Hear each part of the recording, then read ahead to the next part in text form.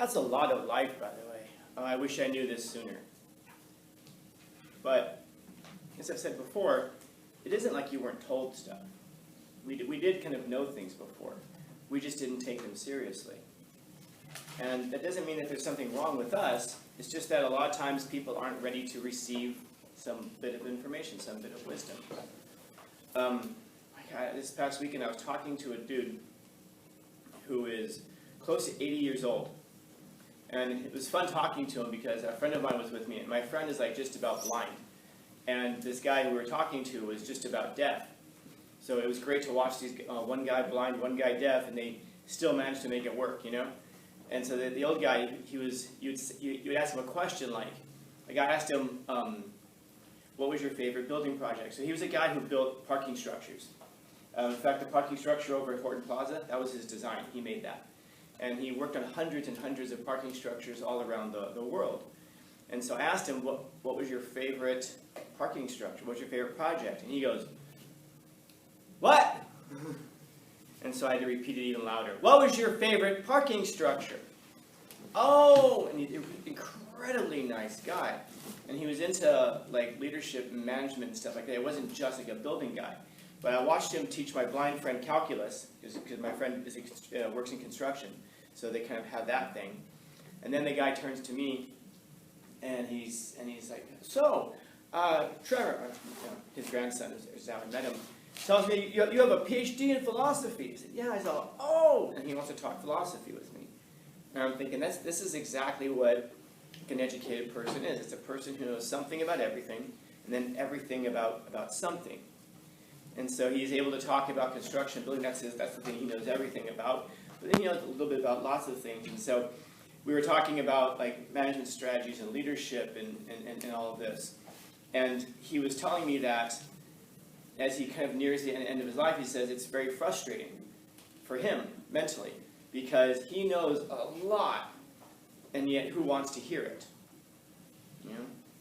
And I remember my friend's Chili. He and I were both sitting there. We're like, we do. And he's laughing. He says, I know. He says, and he made some comment to the effect of, and you guys will probably keep me alive because longer because you give me something to look forward to doing and talking about. And I think about that. I'm like, it takes a very, what's the word I'm thinking of? It's just something from a personal perspective I've never understood. You come across people in your life who know a lot, and yet we ignore them. And I just think, like, you really want to make your own mistakes? You really want to learn shit on your own?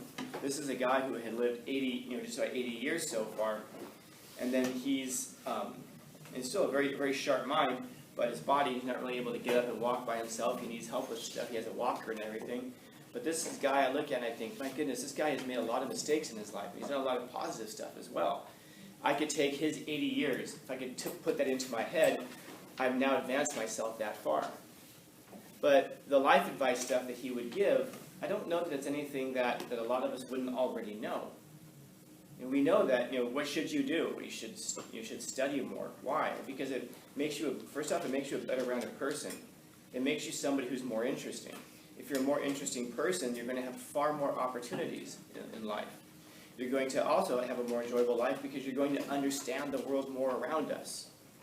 And there's a reason that people will escape, and not just take this for what it is, there's a reason that people escape into their phones so much.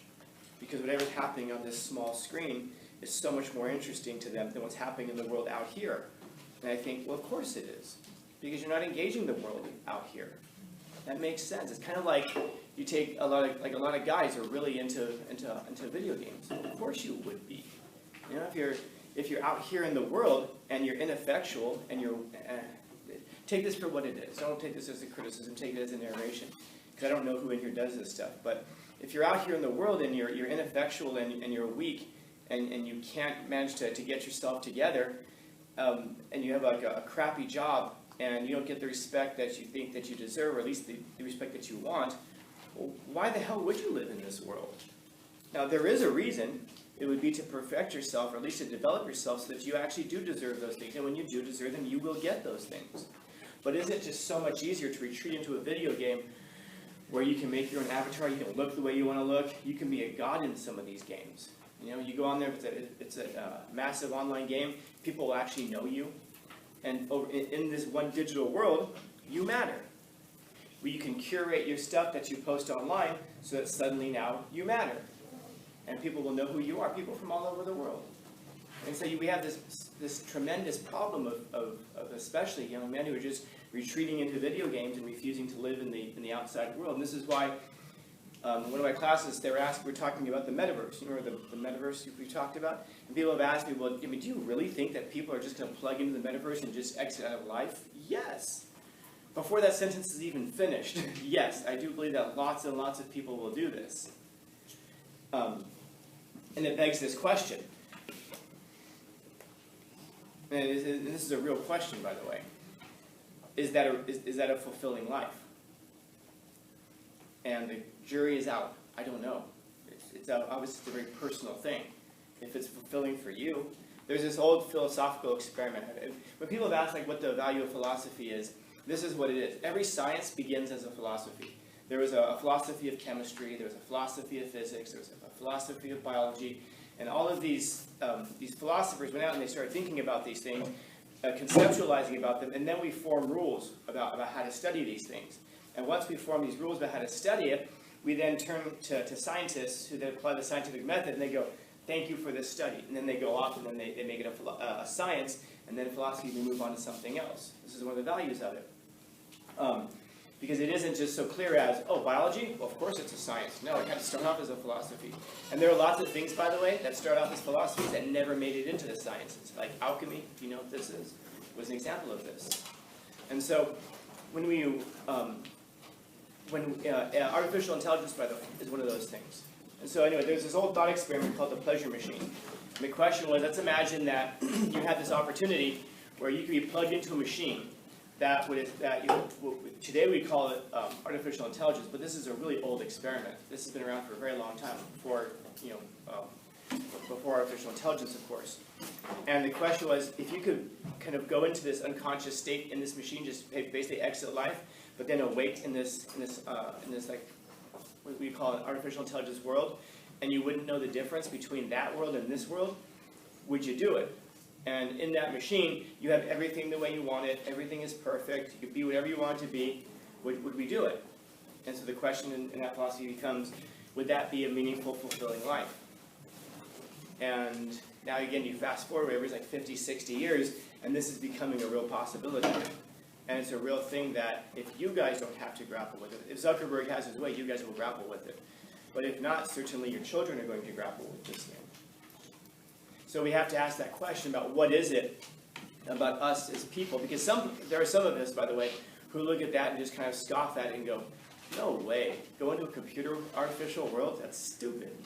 Like, that makes no sense to some people. And then some of y'all, before the sentence is even finished, some people will say, yes, I'm in that machine. How do I do it? Take my money. What do I do? Whatever I have to do. And we're immediately into that. And a lot of it is going to have to do with this crushing nihilism. You know what nihilism is? It's the leveling tendency, this idea that nothing matters. There's this crushing nihilism that's overtaking the world right now, where we're so concerned like nothing matters, nothing has meaning, nothing has purpose. And if you don't have meaning and if you don't have purpose, well, you're in deep trouble. If you have meaning, if you have purpose, if you have a why, you can get along with any how. You can find a how. But if you don't have a how, well then, if you don't have a why, if you don't have a why, you won't find a how. If you don't have a why you should go through life, you won't find a reason to go through life. And so if this real world out here is kicking people's asses, and a big part of it's going to have to do with resiliency and grit and determination and all that, but that is the harder way. But what is all that basically coming down to? Self-awareness. It's an awareness that you are mortal, that you will die someday. It's an awareness of your status and position in life. It's an awareness of the difficulties and suffering of life. And there's this, and again, this is what all of this is designed to escape from. What's exactly, again, if people ask, like, do you really think people would do that? Well, all we have to do is look at how many people use drugs. Isn't that exactly what drugs are? An effort to feel good and escape from the suffering of life. It seems pretty clear. And some of y'all, I won't say any names in here, but some of y'all come in this class already high at 7:45, 8-ish in the morning. And I just think, like, my God, like, what's going so wrong in life that you have to be high just to walk into a classroom? And I don't mean this as an insult. Please understand that. I really do genuinely sit there and go, my God, where's life going to go for you? That you're already trying to escape it at 15, 16 years old. Do you think that effort to escape it gets better as you get older? Do you think that one day you're going to wake up and go, all right, time to achieve? You have to engage the world. You have to wrestle with the world if you're going to defeat it, if you're going to exist in it. One of the ways that you can be sure that you're never going to exist in the world, and I mean like you, the real you exist in the world, is to not engage the world. Like I've said, I think I was talking last week about when you speak, you actually bring your ideas into the world physically. Was I talking to you guys about this idea? In a very short way, you're kind of composed of these three parts. They're the things that you think, the things that you say, and the things that you do. And when you think something, it exists in the world in the sense that it exists in you, and you exist in the world. And then once you say something, don't miss it. This is a really important point. When you say something, you physically bring something into the world.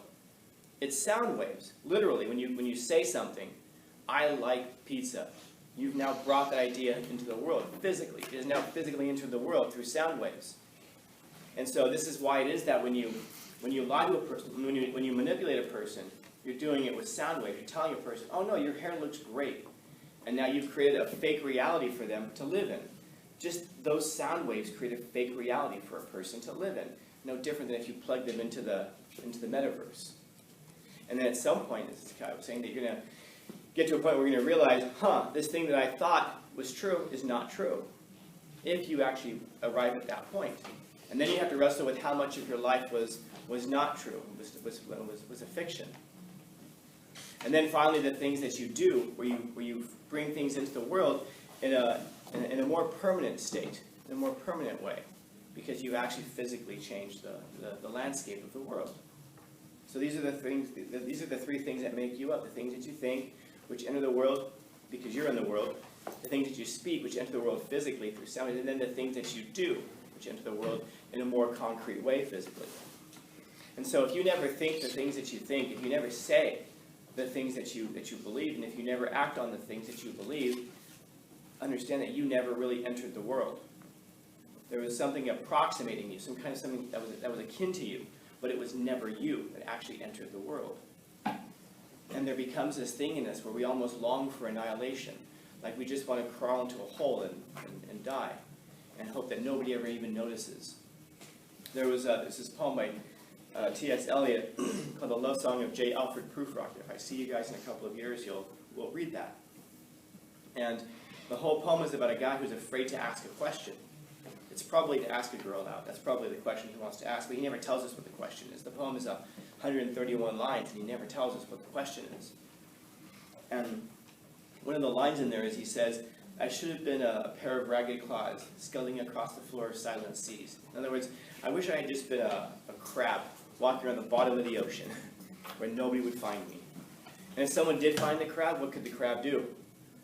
He could bury himself even further into the sand. He could go even lower than that and cover himself up with sand so he's never seen. And there are a lot of people, of course, who have this despair. But this despair that he's talking about comes from this idea of being self-aware, to be aware that you're mortal, to be aware that you're in this world, to be aware of all of your deficiencies, all of your shortcomings, and to judge yourself and find yourself wanting according to these things. This is what it means to be despairing. This is the story of Adam and Eve. Adam and Eve are born, there's no sin at all. And then they're told they can eat of any fruit in the garden except for one. And so, of course, this is the one that they're going to eat from, and they do. And the thing that Satan tempts them with is he tells them, on the day that you eat of this fruit, God knows that you'll become gods like him. And that when he does, and when you do this, you're going to know truth, good and evil. Because that's the tree. People will say, oh, it's a tree of knowledge. No, it's a tree of knowledge of good and evil. Because once you eat of that, now you know evil. You've only ever known good. But now you know this distinction between good and evil. So they eat of the fruit. And the very first thing that happens to them when they do that is they become self-aware. They look down and they see that they're naked. And then once they're aware that they're naked, what does that represent? It's not just like, oh my goodness, I never noticed this before. It's because now they're aware of their vulnerabilities. They know that they exist in a world where they're vulnerable. And it's just like in the Soviet Union, when they would torture prisoners, when they would take people into the gulags, the prisons over there, the first thing they do, they strip a prisoner down. One of the first things they do here when you go to prison too. They book you, they bring you through, and then they strip you down. Why? Because when you're naked, you're vulnerable. You're not so big and bad and tough when you're this way. And it's a way of making a person feel vulnerable and isolated and completely out of control of their own lives and powerless. So this is what they would do. And so when Adam and Eve recognize this, this is how they feel about their own lives. They're aware that they're vulnerable. And then after this, they're afraid that they're going to die. So this is what it is to be self-aware. To know that you're vulnerable in a world where even the plants can kick our asses. Think about the animals, and we have, bugs that can, a mosquito can fly in here and bite you and give you a disease and kill you. Everything in nature kicks our asses. This is why we build cities, to try to separate ourselves from nature. But think about what we do when we do that. We separate ourselves from the world from which we came. We separate ourselves from the world in which we belong, which is the world of nature. And then we go through this almost like schizophrenic psychosis because we're living in a place that we've artificially created, and it's a place that none of us belong. And so this is why you have very high levels of mental health problems in cities, because we've been around for 300,000 years, and then the past couple of hundred years we go, let's build cities. And then in the past 100 years we said, let's build industrial cities.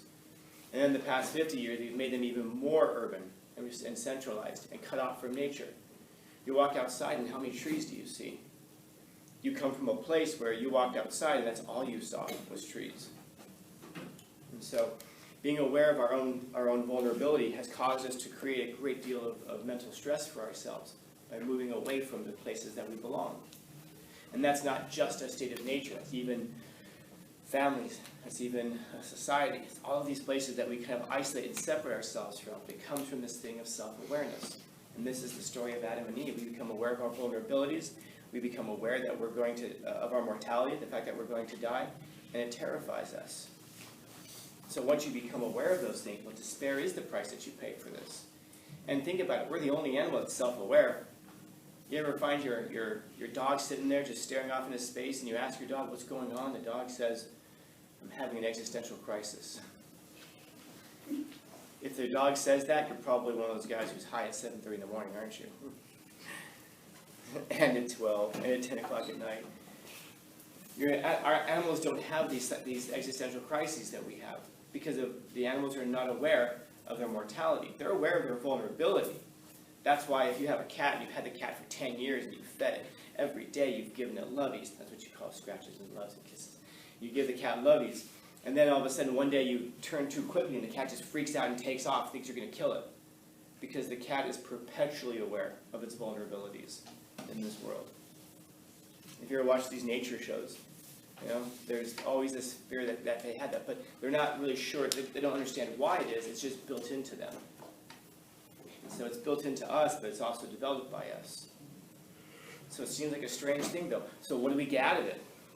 Because there has to be something positive that we get from it. And all of the things I just told you that were negative about it, these are also things that we get that are positive. Why should you do anything in life? Because your time is so incredibly limited. When are you going to die? I don't know. I've had 7 students die so far. Well, two current students and 6 former students die. None of them, I think, woke up in the morning and said, today's a good day to die. I keep that painting over there on the wall. That was from one of my students who died mid-school year, died in September of school. We've been here for a few months, and you passed away. And it's a good reminder that Aaron didn't wake up in the morning and say, today is a good day to die. Aaron woke up in the morning and said, I feel terrible. And that's all it was. This is what it was.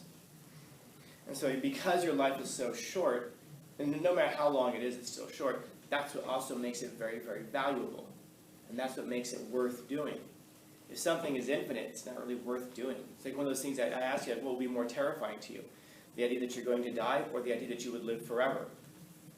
Living forever is a pretty terrifying thing also for people.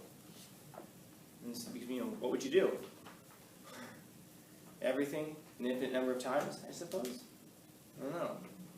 But one of the reasons that terrifies us is because of the self-awareness of the body. We think that we're limited by this body, and you are. But once you're no longer just a body, well, gosh, you're free in lots and lots of ways. talk about that again maybe in a couple of years.